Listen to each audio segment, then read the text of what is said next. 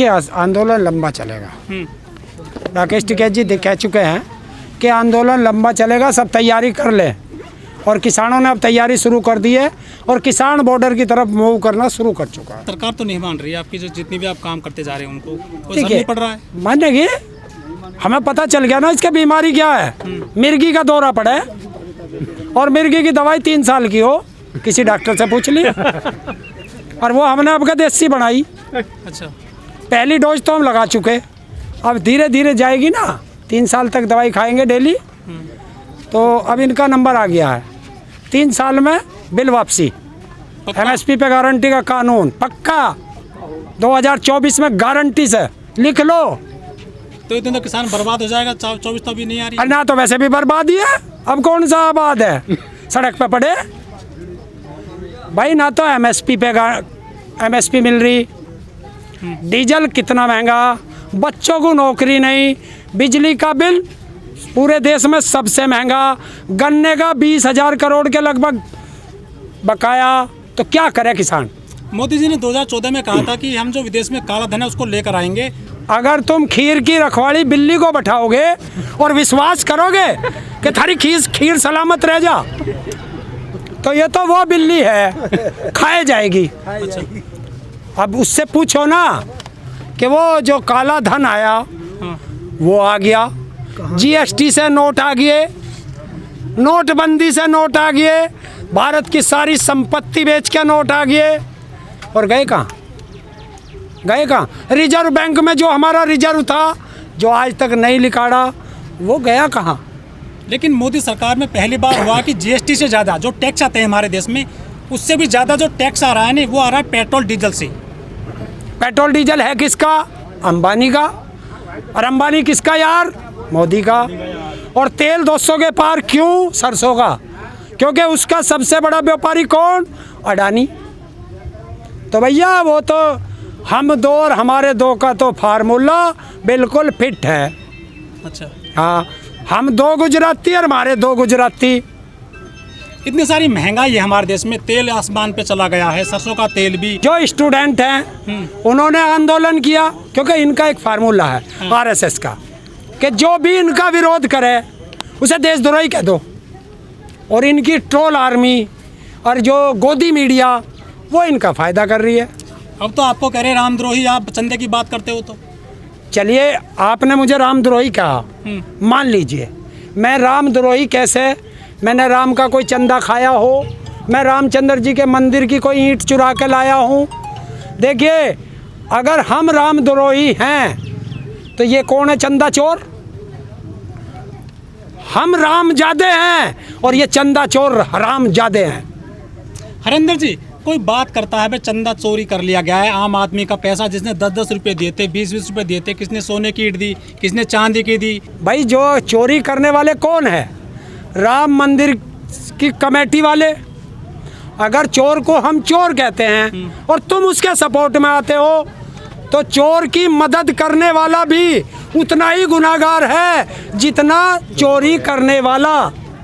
और भारत के प्रधानमंत्री का सेक्रेटरी नृपेंद्र मिश्रा, क्या नाम है उसका, वो उस कमेटी का मेंबर है।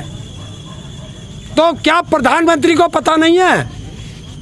क्या उत्तर प्रदेश के मुख्यमंत्री को पता नहीं है कि जब हमारी ज़मीन का सर्किल रेट 5 करोड़ 80 लाख रुपए था, तो वो 2 करोड़ में उसकी रजिस्ट्री कैसे हुई? और जबकि DM भी उस कमेटी में, तो है ना लूट। तो वो तो इस आरोप को खारिज कर रहे हैं ना, खारिज कर रहे हैं इस आरोप को। यार वो उन्होंने तो बताया, इनका गोबर पात्रा हाकिम टीवी पे दिखा रहा कि 2 करोड़ में यो खरीदी और 18.5 में बेची।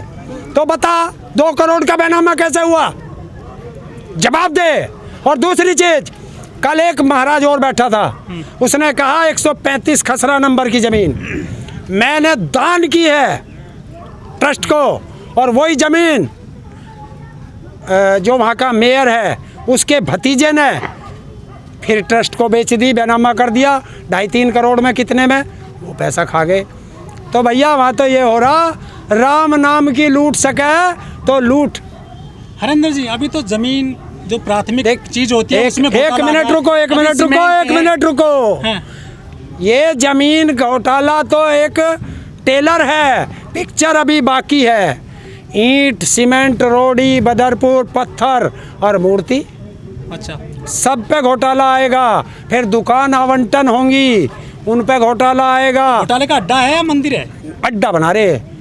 जो इन भगवान प्रभु राम में जो 115-20 करोड़ लोगों की श्रद्धा थी, जिन लोगों ने पैसा दिया, ये उसका अड्डा बना रहे हैं। लेकिन देश के जो भगवान प्रभु राम को मानने वाले हैं, वो इसे बनने नहीं देंगे, बेनकाब करके मानेंगे। कहना है कि आरोप लगाने वाले तो आरोप बरसों से लगाते रहे हैं और अभी भी राम मंदिर बन रहा है तो उसमें अड़चन अड़का रहे हैं। नहीं, भगवान राम का मंदिर बनना चाहिए, लेकिन जो ये चंदा चोर हैं, ये जेल जाने चाहिए।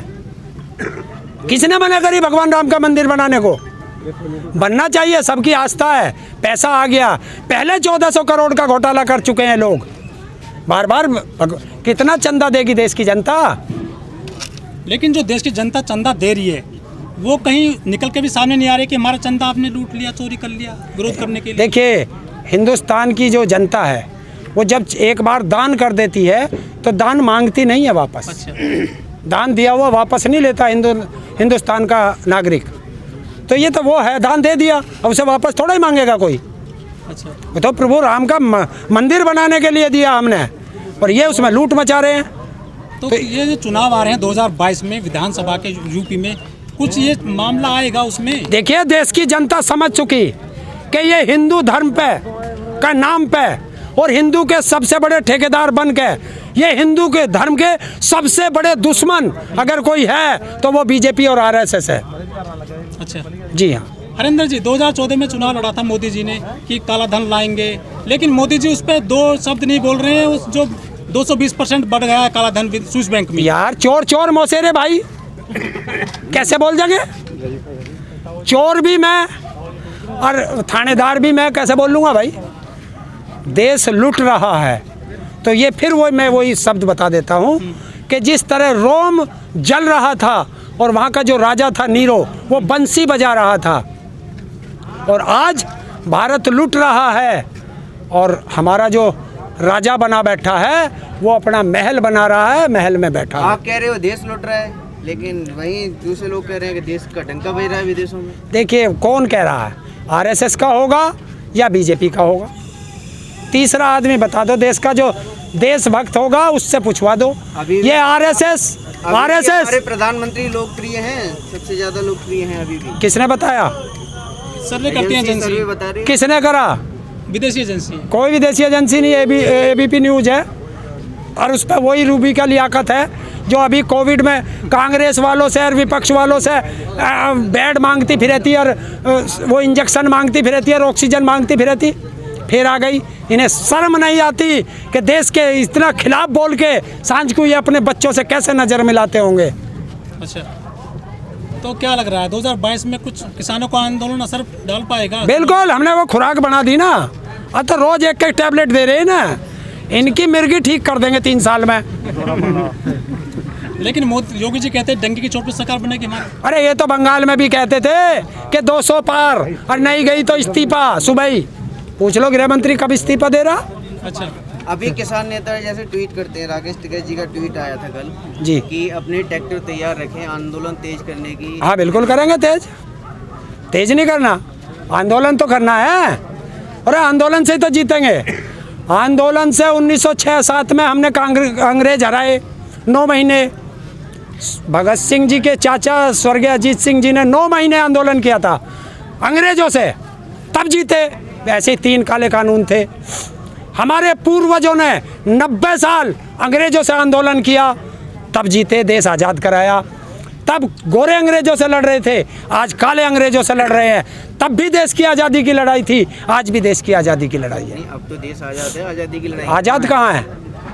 देश आज़ाद में भगवान राम का चंदा खाया जा रहा। देश आज़ाद में देश की संपत्ति दो पतियों को बेची जा रही है। ये आज़ाद है? कौन कह रहा आज़ाद? ये प्रजातंत्र था, लेकिन इसको इन्होंने राजतंत्र बना दिया। बताए, कोई बताए बीजेपी की सरकार है क्या? जो कहेगा नू कहेगा मोदी की सरकार। तो मोदी कौन है? एक आदमी। इसका मतलब राजा बनना चाह रहा, और देश की जनता इसको किम जोंग नहीं बनने देगी।